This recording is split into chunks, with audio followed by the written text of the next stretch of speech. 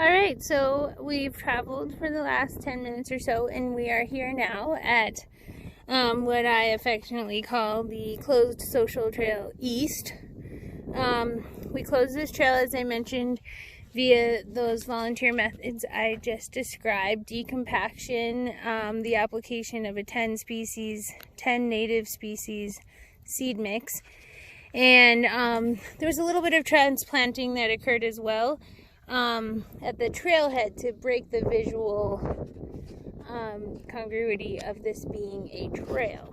Then also this sign was implemented, and so we can see now we're 4 years out, and this trail I've anecdotally come to find to be much drier. So although it's up higher on the slope, the other trail is down here to the right.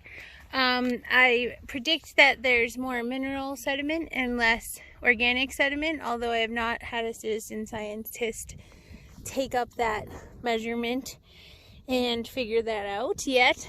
But also, interestingly, when you look at this trail, it looks like it has less cover, but then when you measure it, it has similar cover to the other trail.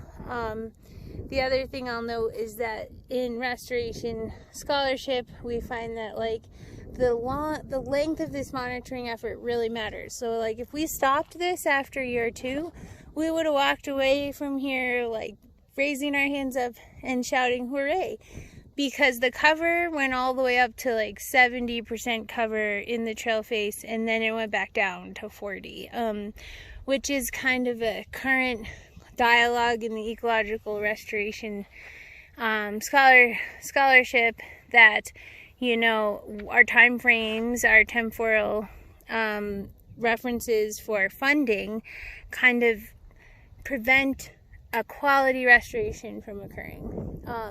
Now, I kind of forgot to say one thing in the very beginning, which is why would we be closing 2 trails in the middle of this landscape?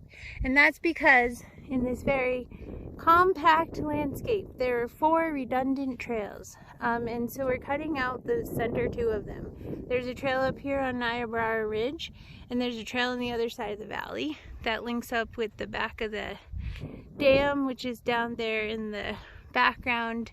That's the Southern Reservoir Valley in the Garden of the Gods. And then if you can see below that red rock in the foreground, there's another trail over there, and they all link up to this trail that we're standing on right here.